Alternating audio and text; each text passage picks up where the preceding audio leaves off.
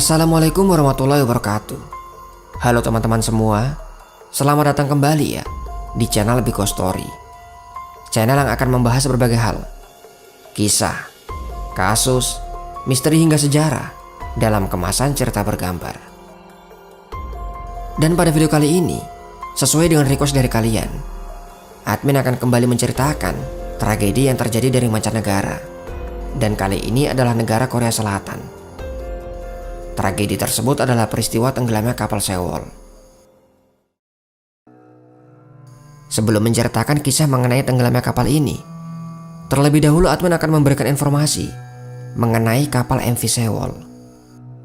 Kapal ini merupakan kapal buatan Jepang dan dibuat pada tahun 1994. Kapal kemudian berpindah tangan di tahun 2012 setelah dibeli oleh perusahaan Chong Haijin Marine yang berasal dari Korea Selatan.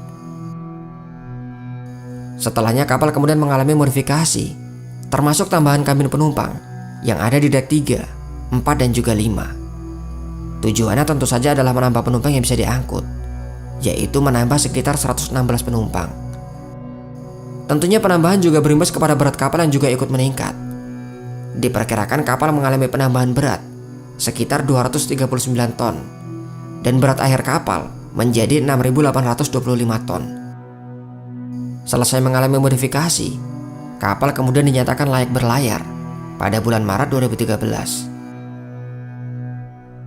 Di tanggal 15 April 2014, kapal kembali akan melakukan pelayaran.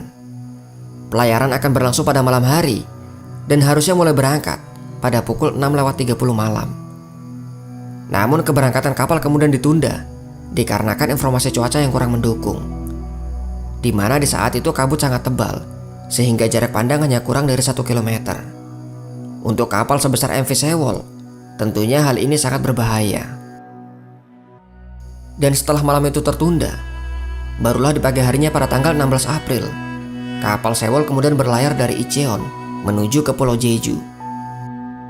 Di dalam kapal tersebut terdapat 476 penumpang yang kebanyakan adalah murid sekolah Danwon. Danwon High School merupakan salah satu sekolah di kota Ansan. Mereka semua di saat itu rencananya akan berwisata ke Pulau Jeju. Suasana keberangkatan kala itu terlihat sangat bahagia. Rekaman CCTV menunjukkan sejumlah penumpang sedang menyantap makanan dan sebagian siswa sedang berada di geladak kapal. Beberapa terlihat bersuah foto untuk mengabadikan momen di kapal itu.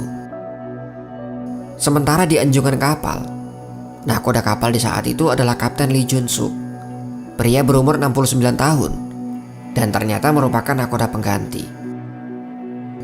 Pada awalnya perjalanan sangat lancar dan juga terlihat normal. Beberapa petugas sedang bergantian di anjungan untuk mengemudikan kapal tersebut. Dan di saat itu, salah satu perwira ketiga yang belum berpengalaman mendapat tugas untuk berjaga di anjungan di saat mereka memasuki Selat Maenggol. Selat ini sendiri dikenal dengan arus laut yang sangat kuat. Hal yang tidak terduga, perwira muda tersebut melihat kapal yang mengarah ke kapal Sewol. Dengan cepat ia memberi komando untuk membelokkan kapal. Namun celakanya, petugas pengemudi membelokkan kapal dengan sangat tajam. Kapal Sewol yang juga mengangkut kargo langsung kehilangan keseimbangan dikarenakan beban kapal di saat itu langsung bergeser ke satu sisi.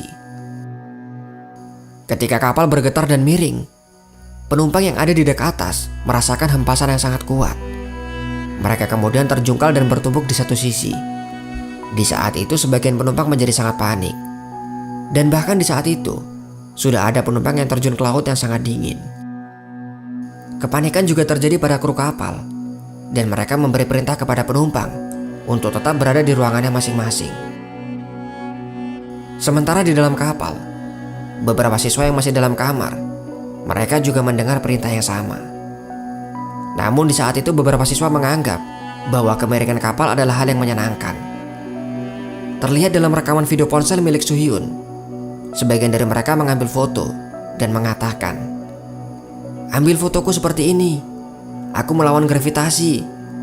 Mereka mengatakan dengan nada bercanda. Sementara siswa lain berkomentar, "Ini seperti kapal Titanic." Yang kemudian ia menyanyikan lagu seperti yang ada dalam film Titanic. Bahkan dalam video itu ada juga yang mengajak temannya yang mengenakan jaket pelampung. Seolah ia masih mengira bahwa kemiringan kapal adalah hal yang masih sangat normal. Mereka tak menyadari bahwa kapal itu benar-benar akan tenggelam. Namun tak berselang lama sepertinya mereka mulai menyadari bahwa keadaan memang dalam kondisi darurat. Para kru memberi peringatan di interkom kapal dengan nada suara yang terlihat sangat panik. Bersiaplah untuk situasi berbahaya. Tolong gunakan alat keselamatan dan tetap pada tempat Anda. Seperti itulah bunyi yang berulang kali terdengar. Dan mendengar peringatan itu, para siswa juga tidak berani kemana-mana. Banyak dari siswa yang kemudian terlihat mengambil gambar, seolah mereka ingin menunjukkan kondisi sebelum akhirnya kapal itu akan tenggelam. Suhyun yang saat itu masih merekam, mengabadikan pesan dari teman-temannya kepada orang tuanya. Rekaman video ponsel itu kemudian terputus ketika kepanikan semakin melanda. Dari rekaman tersebut diperkirakan bahwa air sudah mulai masuk ke dalam kapal. Lalu apa yang terjadi pada nakoda dan juga awak kapal? Mengapa mereka memberi perintah penumpang untuk diam di tempat jika seandainya mengetahui bahwa kapal itu akan karam ke dasar laut? Kapten kapal Lee Jun Suk di saat itu sedang bergantian tugas. Ia baru saja beristirahat di kamarnya di saat tiba-tiba terjadi peristiwa itu. Namun anehnya kapten kapal dan juga para awak, mereka tidak langsung membunyikan alarm peringatan, juga tidak memberi arahan evakuasi. Fakta yang juga terungkap setelahnya, tidak ada panggilan darurat yang dilakukan para awak kapal. Kabar mengenai kapal Sewol justru diketahui datang dari seorang murid yang di saat itu ikut menjadi penumpang di kapal itu.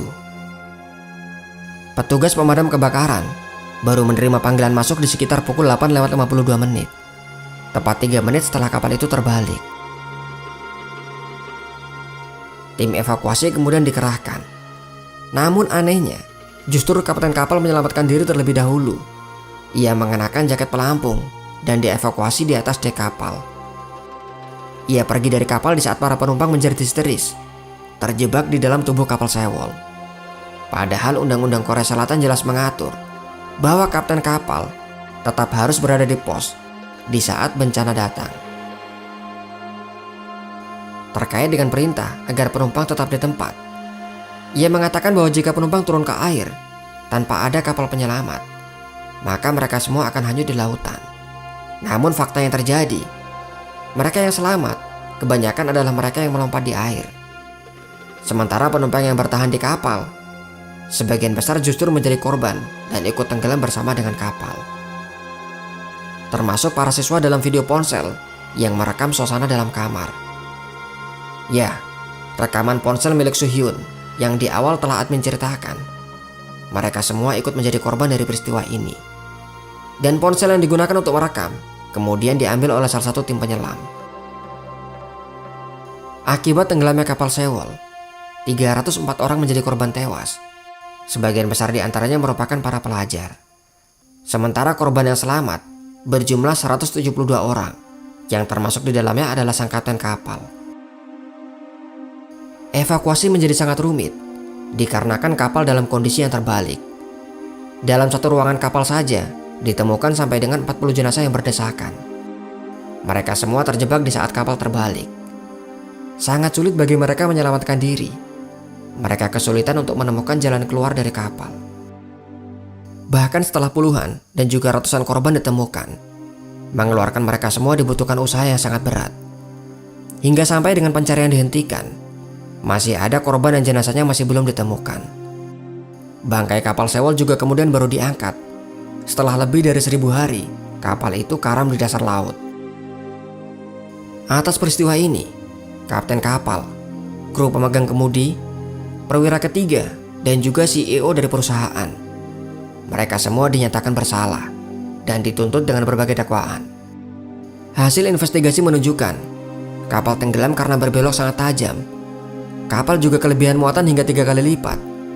Dan selain itu, ternyata air pemberat kapal juga dikuras, yang kemudian bebannya diganti untuk kargo muatan lainnya. Padahal fungsi air pemberat dalam kapal adalah sebagai penyeimbang kapal tersebut. Kementerian Kelautan dan Perikanan Korea Selatan pada akhirnya mencabut izin operasional dari perusahaan Chonghaijin Marine, terutama untuk rute Incheon ke Pulau Jeju. Tragedi tenggelamnya kapal Sewol menjadi duka mendalam bagi Korea Selatan dan bahkan menyita perhatian dunia. Berbagai spekulasi muncul. Ada yang mengatakan bahwa kapal sengaja ditenggelamkan dan mereka menyebutnya dengan konspirasi. Selain dari berbagai dugaan yang muncul, sebenarnya masih banyak kisah mengenai tenggelamnya kapal Sewol yang belum diceritakan dalam video ini.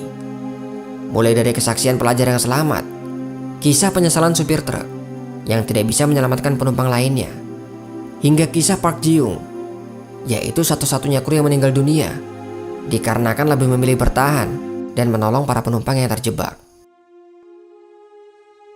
Itulah kisah tenggelamnya kapal Sewol. Jika ada kesalahan ataupun pendapat yang berbeda dari kalian, silahkan tuangkan pendapat kalian dalam kolom komentar. Sampai di sini video dari admin. Sampai jumpa kembali di video selanjutnya. Wassalamualaikum warahmatullahi wabarakatuh.